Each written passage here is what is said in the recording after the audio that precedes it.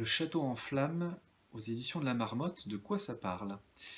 Le château en flammes, c'est le premier tome de la série Les Chevaliers de la Raclette, une série que je partage. Voilà, un tome sur deux avec Nadia Coste. Qu'est-ce que ça raconte?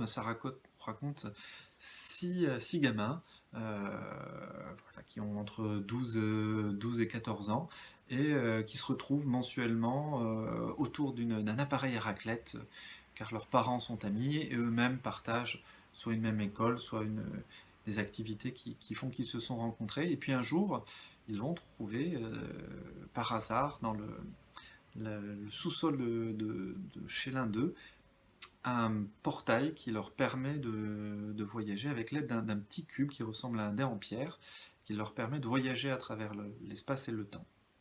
Et ils se rendent compte que ça les ramène en arrière dans le temps à des événements marquants de l'histoire de la Savoie, de la Haute-Savoie et globalement de toute cette région-là. Du coup, ils vont essayer de faire en sorte de voyager dans le temps et de modifier les événements. Dans le château en flammes, ils se retrouvent à l'époque du Moyen Âge, au moment où le château des ducs de Savoie va brûler, et du coup ils vont essayer de l'en empêcher, surtout qu'à l'intérieur, à ce moment-là, du château des ducs de Savoie, il y a le Saint-Suaire du Christ, et ils essayent de faire en sorte quand même qu'il ne brûle pas.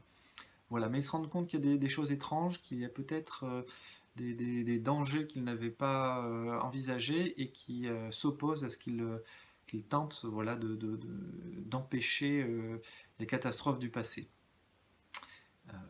Et pour en savoir plus, je vous invite à lire donc, Les Chevaliers de la Raclette, le premier tome, dans Le Château en flammes.